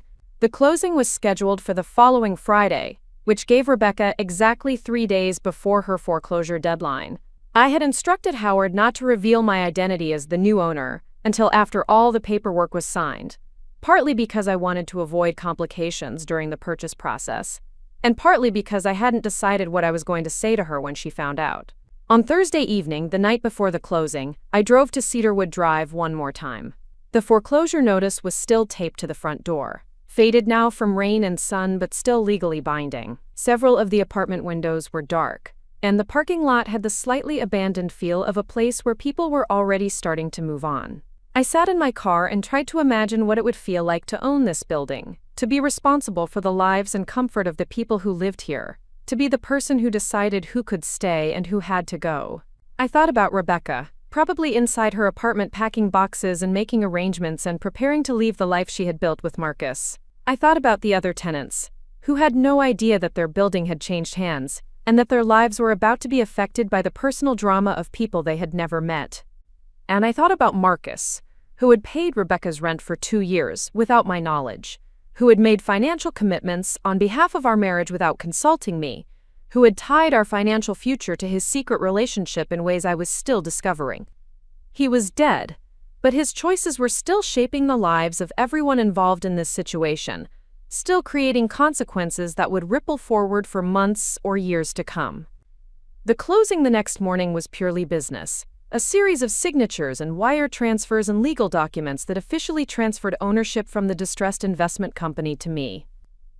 Howard handled most of the details while I sat in the lawyer's conference room, signing papers and trying to process the fact that I was now a landlord, a property owner, a person with responsibilities I had never imagined having. When it was over, Howard handed me a set of keys and a folder full of lease agreements and contact information for the current tenants. "Congratulations," he said, though his tone suggested he still wasn't sure whether congratulations were appropriate. "You're now the owner of 847 Cedarwood Drive." I drove to the building immediately after leaving the lawyer's office, parked in what was now my parking lot, and walked up to the front door. I unlocked it with my new key and stepped into the lobby, which was small and functional but not particularly welcoming. The carpet was worn, and the lighting was dim, and there was a bulletin board covered with notices about package deliveries and maintenance schedules. I climbed the stairs to the second floor and stood outside apartment 2B, Rebecca's door, holding the master key that would let me into the space where Marcus had been living his secret life. I could hear movement inside, the sound of boxes being dragged across the floor, and drawers being opened and closed. She was packing, preparing to leave, assuming that the foreclosure would force her out by the end of the weekend. I knocked on the door, and the sounds inside stopped immediately. After a moment, Rebecca's voice came through the door, cautious and tired. "Who is it?" "It's Alma Bennett," I said. "I need to talk to you." The door opened slowly, and Rebecca appeared wearing old jeans and a paint-stained t-shirt, her hair pulled back in a messy ponytail. Behind her, I could see boxes stacked in the living room and packing tapes scattered across the coffee table. She looked like someone who had been crying recently, but who was trying to maintain her composure in the face of an unexpected visitor. "What are you doing here?" she asked. I held up the keyring, letting her see the apartment building keys along with my car keys and house key. "I bought the building," I said. "As of this morning, I'm your new landlord." Rebecca stared at me for a long moment, her expression shifting from confusion to disbelief to something that might have been anger. "You what?" "I bought the building," I repeated. "The foreclosure has been resolved, the back payments have been made, and the building is now under new management. Mine."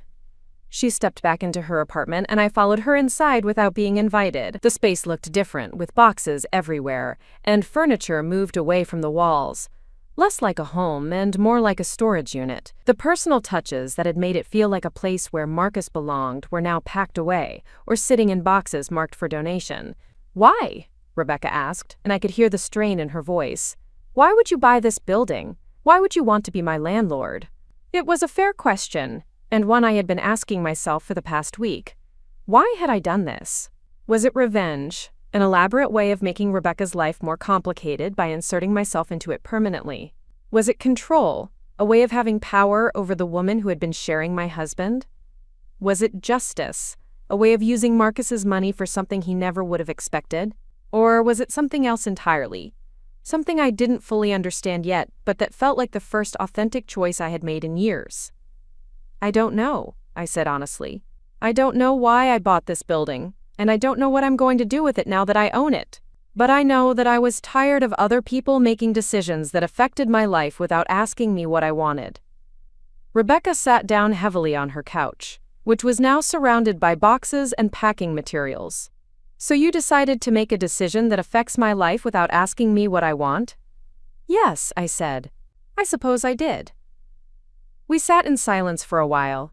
Two women in an apartment where one woman's husband had betrayed his marriage, and the other woman had participated in that betrayal, now connected by property ownership and shared grief and the complicated legacy of a man who had been incapable of choosing between the two lives he was living. Finally, Rebecca looked up at me. "What happens now?" she asked. "Are you going to evict me? Are you going to raise my rent to force me out? Are you going to make my life miserable until I move away and you never have to see me again?" I looked around the apartment where Marcus had spent so much time, where he had been happy in ways that apparently he hadn't been happy at home, where he had built a relationship that was real and meaningful even though it was also dishonest and destructive. I thought about the rent he had been paying for this space, the money he had been diverting from our marriage to support this life, the choices he had made that had led to this moment. "I don't know," I said again. "I honestly don't know what happens now. But I know what's not going to happen. You're not being evicted, and your rent isn't being raised, and I'm not here to make your life miserable." Rebecca studied my face, looking for signs that I was lying or manipulating or setting her up for some elaborate form of revenge. "Then what do you want from me?" I thought about that question for a long time before answering, because I wasn't sure I knew the answer myself. What did I want from the woman who had been my husband's lover? What did I want from this building, from this situation, from this strange new role I had created for myself? I want to understand, I said finally. I want to understand how my marriage became something I didn't recognize. I want to understand how you and Marcus built something real together while he was lying to both of us about what your future was going to look like. I want to understand how I'm supposed to move forward when everything I thought I knew about my life turned out to be wrong. And you think owning this building is going to help you understand that? I think making choices is going to help me understand that, I said. I think taking control of something instead of just reacting to things is going to help me understand that. And right now, this building and your situation are the only things I have any control over. Rebecca was quiet for a long time, looking around her apartment at the evidence of a life being dismantled, at the boxes that contained 4 years of memories and possessions, and the physical artifacts of a relationship that had never been allowed to exist in daylight. I can't afford the rent without Marcus's help, she said finally. Even if you're not raising it, even if you're not evicting me, I can't afford to stay here on what I make from freelance work. Then we'll figure something out, I said. Maybe you can take over some of the management responsibilities for the building in exchange for reduced rent. Maybe you can help with the renovations that need to be done on the vacant units. Maybe we can work out a payment plan that lets you stay while you build up your business. Why would you do that? She asked. Why would you help the woman who was sleeping with your husband? I stood up and walked to the window, looking out at the parking lot where I had sat in my car so many times over the past month, trying to understand my life and my choices, and the woman I was becoming. I could see my Honda parked in the same spot where I had first discovered Rebecca's existence, where I had first started to question everything I thought I knew about my marriage. Because, I said, turning back to face her, you're not the only one who lost someone when Marcus died. And you're not the only one who's trying to figure out what comes next, when the life you were living turns out to have been built on someone else's lies. I walked toward the door, then stopped and turned back one more time. You have 30 days to decide what you want to do, I said. Stay and we'll work something out. Leave and I'll give you the security deposit and a good reference for your next place. But either way, the choice is yours to make. I left her apartment and walked back down to the lobby of my building, the building where my husband had been living a secret life for 4 years. I stood in the small entryway, looking at the mailboxes and the bulletin board and the worn carpet, and I realized that I had just made the first entirely independent decision of my adult life. For 27 years, my choices had been filtered through my marriage, shaped by what Marcus wanted or needed or expected from me. For 61 years, my choices had been shaped by what other people wanted or expected from me. But buying this building, offering Rebecca a chance to stay, creating this strange new relationship with the woman who had been my husband's lover, these were choices that belonged to me alone. I didn't know if they were good choices or bad choices, smart choices or foolish choices. But they were mine, and for the first time in longer than I could remember, that felt like enough. 2 years after Marcus's death, I received an invitation that changed everything I thought I knew about endings and beginnings. It arrived on an ordinary Thursday morning, mixed in with utility bills and property management correspondence, in an envelope addressed to Mrs. Alma Bennett in handwriting I didn't recognize. Inside was a wedding invitation, elegant cream cardstock with gold lettering, announcing the marriage of Rebecca Walsh to David Chen, a software engineer she had met through one of her design clients. I stared at the invitation for a long time, sitting at my kitchen table in the apartment that had become truly mine, surrounded by the organized chaos of running a growing business. Rebecca was getting married, moving forward with her life in a way that felt both surprising and inevitable. She had found someone who wanted to build a future with her openly, someone who saw her as a priority rather than a secret, someone who offered her the kind of honest partnership that Marcus had never been capable of providing to anyone. The wedding was scheduled for late September, in a small venue downtown that specialized in intimate ceremonies. At the bottom of the invitation, someone had written in the same unfamiliar handwriting, "Alma, I know this might seem strange, but your friendship has meant everything to Rebecca during this healing process. She would be honored if you would consider attending. David is excited to meet the woman who helped Rebecca rebuild her life. RSVP to this number if you're willing to celebrate with us." I set the invitation aside and tried to focus on the stack of contractor estimates I needed to review for the newest property in my portfolio, a historic building that I was converting into luxury lofts. But my mind kept drifting back to the idea of attending Rebecca's wedding, to the strange symmetry of witnessing her marry someone else in the same year I had finally stopped wearing my own wedding ring. The ring had come off 6 months earlier, not in a dramatic moment of declaration but during an ordinary evening when I was washing dishes, and noticed how loose it had become. I had lost weight without meaning to, a consequence of being more active and engaged with my life than I had been in years. The ring slipped off easily, and instead of pushing it back into place, I had set it on the windowsill and left it there. It sat in that spot for 3 weeks before I moved it to the jewelry box where it now lived alongside other artifacts from my previous life. I called Rebecca that evening, using the number at the bottom of the invitation. "I wasn't sure you would call," she said when she heard my voice. "I know it's an unusual request." "Congratulations," I said. "Tell me about him." "Tell me about David." Rebecca's voice brightened in a way I had rarely heard during the years we had worked together. "He's kind," she said. "Genuinely kind, not just polite or well-mannered, but actually concerned about other people's well-being. He makes me laugh without meaning to, and he listens when I talk about my work like it's the most fascinating thing he's ever heard. He's never been married before, so there's no baggage, no ex-wife to compare myself to." She paused, and I could hear the smile in her voice. "And Alma, he knows everything.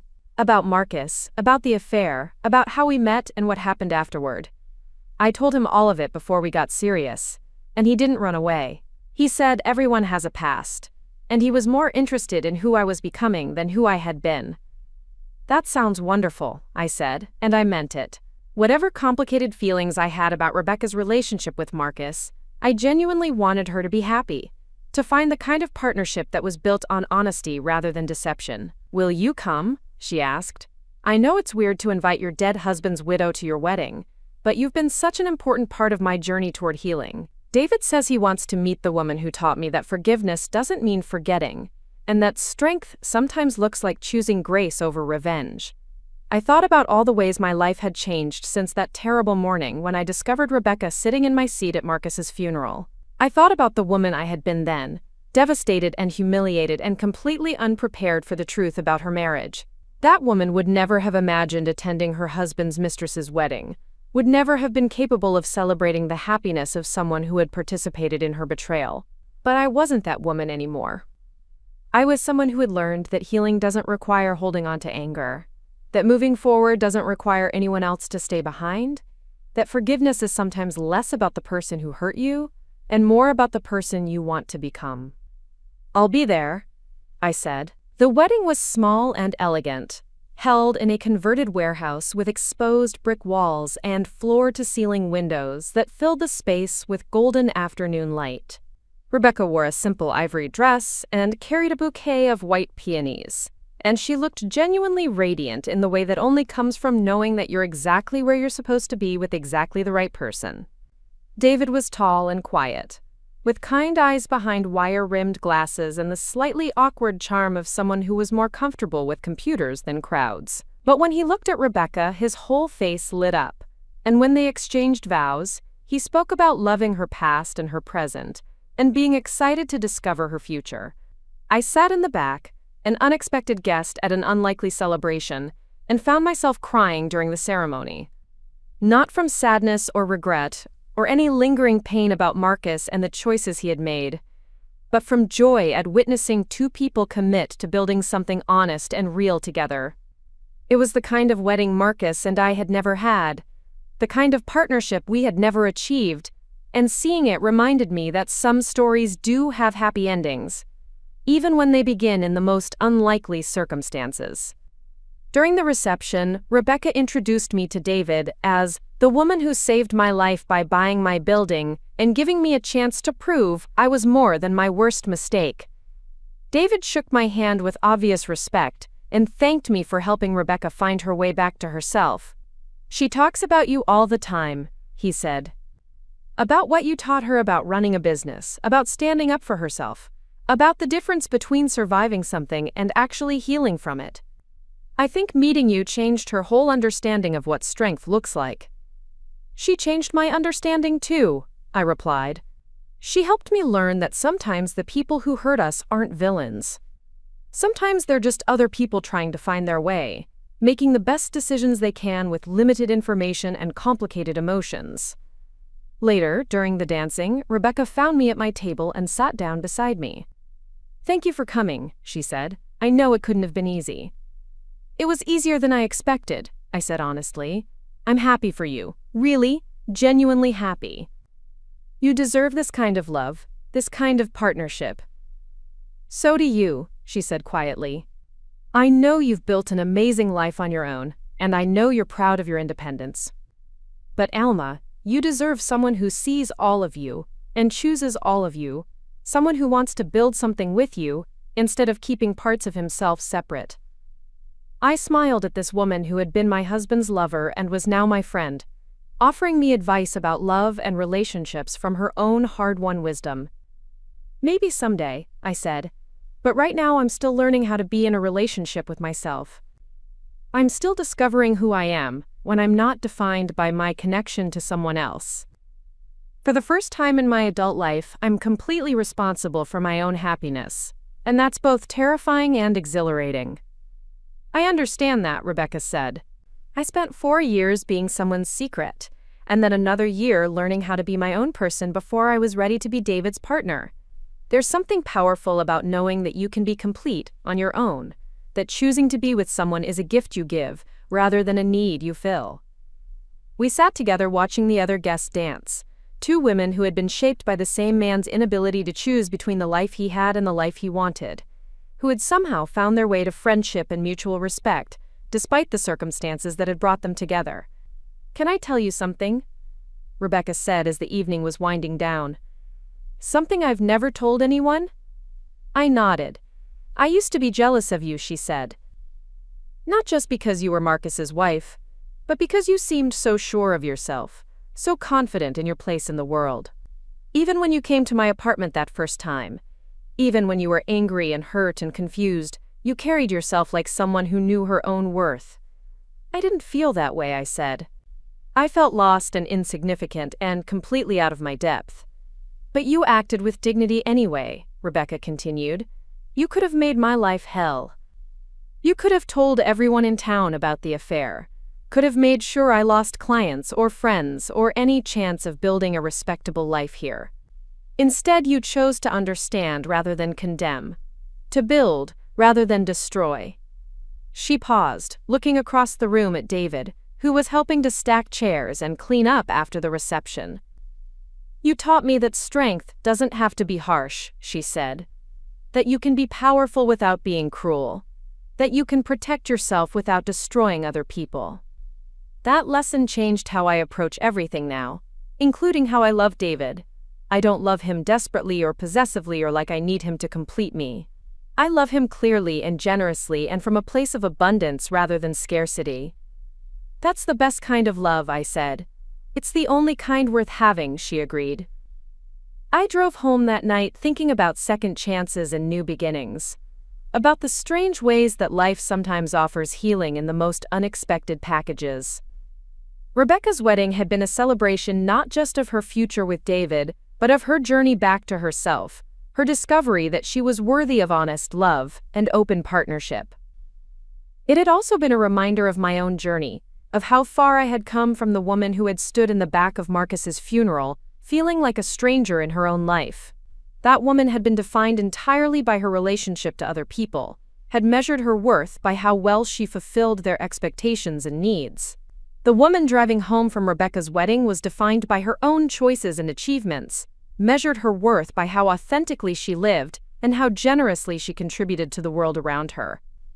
The following month brought an opportunity that tested everything I had learned about taking risks and trusting my instincts.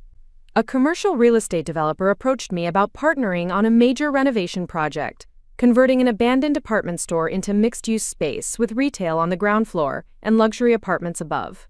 It would be by far the largest project I had ever undertaken, requiring a substantial financial investment and partnerships with contractors and architects and city planners I had never worked with before. The smart, safe choice would have been to decline the offer, to stick with the smaller residential properties I knew how to manage effectively. But the woman I had become was no longer interested in smart, safe choices.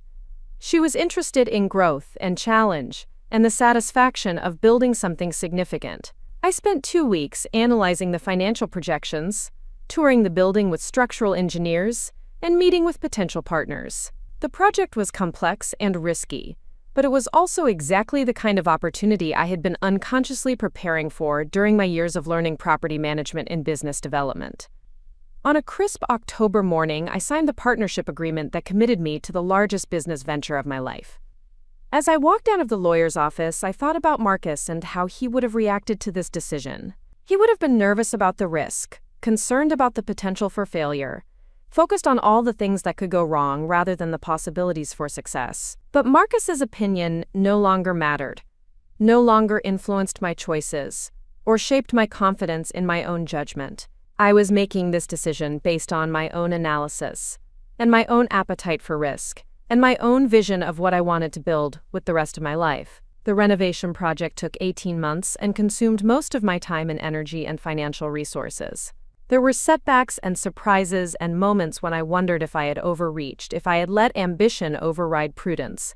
But there were also breakthrough moments when everything came together perfectly, when I could see the vision becoming reality, when I felt the deep satisfaction of creating something beautiful and useful from something abandoned and forgotten. The grand opening was held on a sunny Saturday in April, 3 years and 6 months after Marcus's death. The ground floor retail spaces were fully leased to a mix of boutiques and restaurants and specialty shops. The apartments upstairs were already 90% occupied with a waiting list for future vacancies. The project had exceeded all financial projections and established my development company as a serious player in the regional commercial real estate market. I stood in the central atrium during the opening celebration, surrounded by tenants and partners and city officials and members of the Phoenix Society who had come to support me, and I felt something I had never experienced before: complete and absolute pride in my own accomplishment. Not pride mixed with gratitude for someone else's help or support,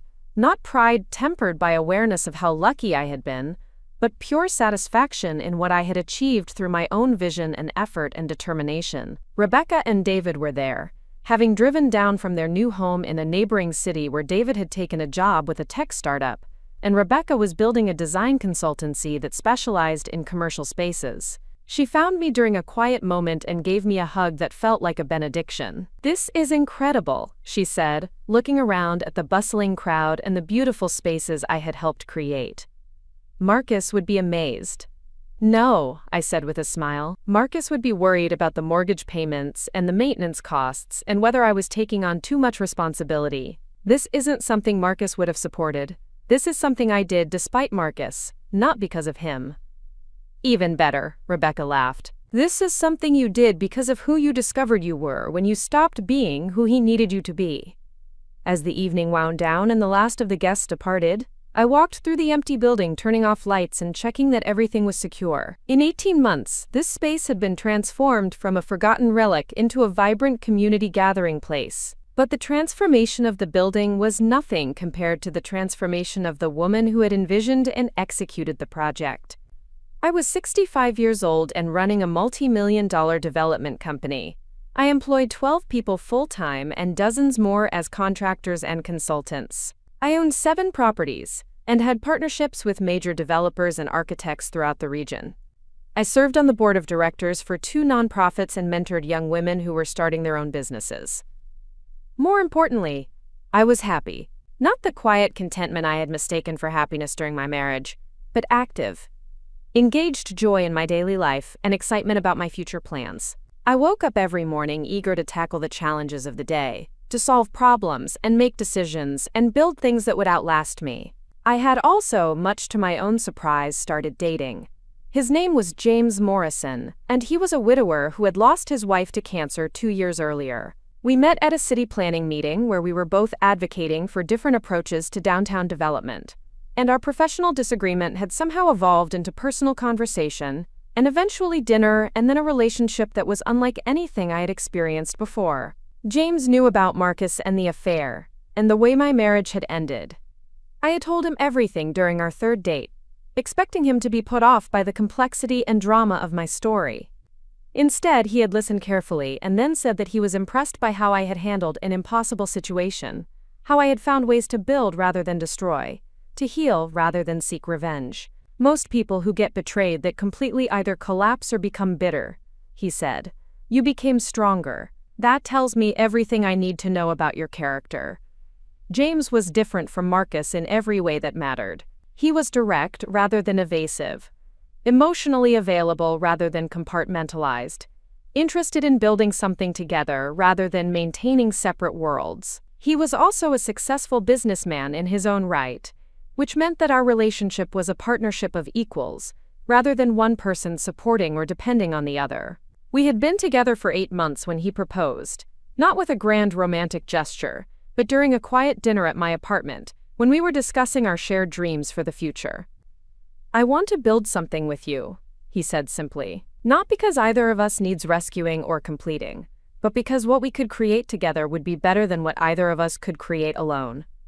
It was the most romantic thing anyone had ever said to me, because it was based on reality rather than fantasy, on mutual respect rather than desperate need, on the recognition that we were both complete people choosing to combine our strengths rather than incomplete people trying to fill each other's gaps. I said yes, but not immediately. I asked for time to think, not because I wasn't sure about James, but because I wanted to be certain that I was choosing marriage for the right reasons. The last time I had gotten married, I had been young and romantic, and convinced that love was enough to guarantee happiness. This time, I was older and wiser and aware that successful partnerships require much more than love. But after a month of careful consideration, I realized that James and I had everything that Marcus and I had lacked: honest communication, shared values, mutual respect, and a genuine interest in each other's success and well-being. We challenged each other without trying to change each other, supported each other without losing our individual identities, and planned for a future that included both of our dreams, rather than requiring one person to sacrifice for the other.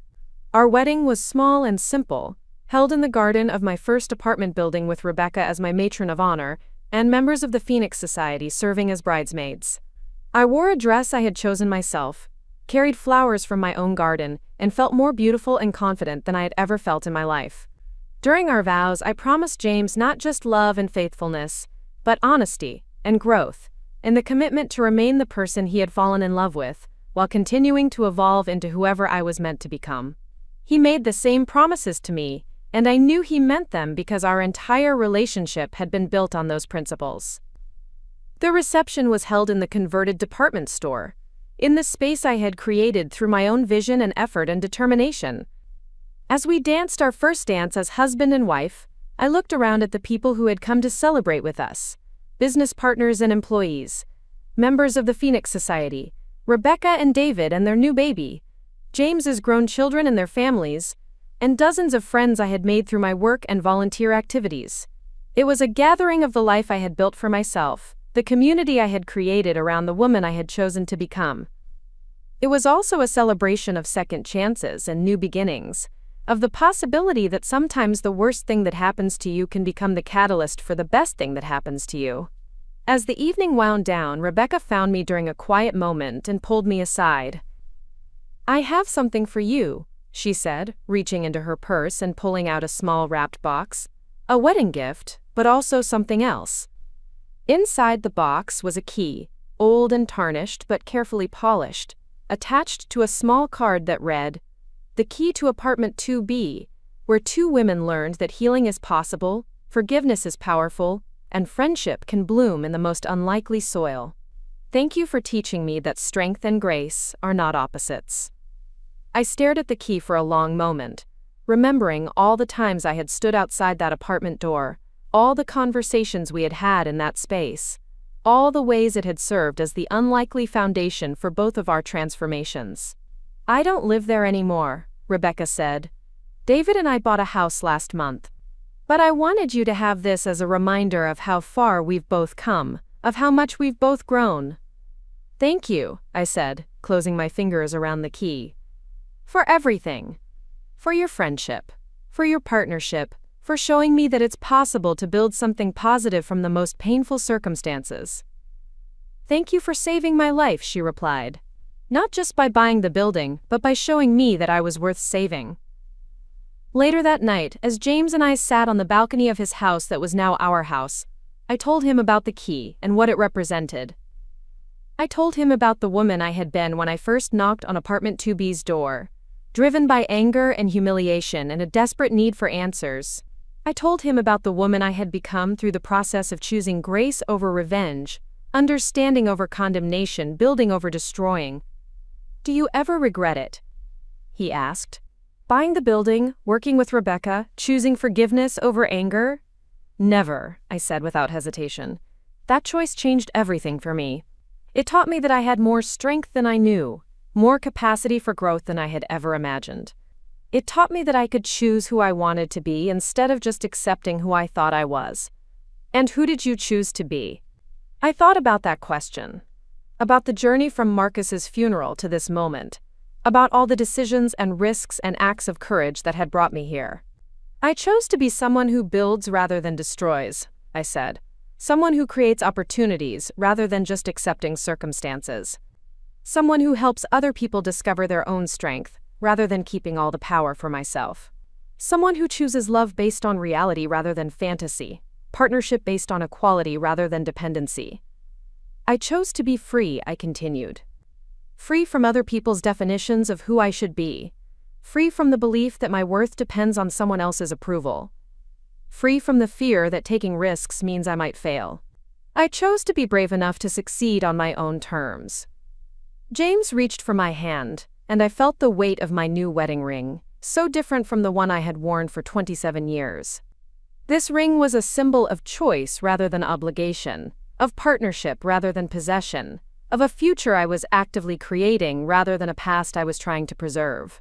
"I'm proud of you," he said simply, "for everything you've accomplished, everything you've overcome, everything you've become." "I'm proud of me too," I said, and for the first time in my life, I meant it completely. As we sat together in comfortable silence, I thought about Marcus and the life we had shared, and the woman I had been during those years. I didn't hate him anymore, didn't feel angry or betrayed or diminished by his choices. He had been a flawed person making flawed decisions, and those decisions had caused real pain and real consequences. But they had also set in motion a series of events that had led to this moment, to this life, to this version of myself, that I never could have imagined when I was 28 years old and walking down the aisle at St. Catherine's Church. Marcus's betrayal had destroyed the life I thought I wanted, but it had also forced me to build the life I actually needed.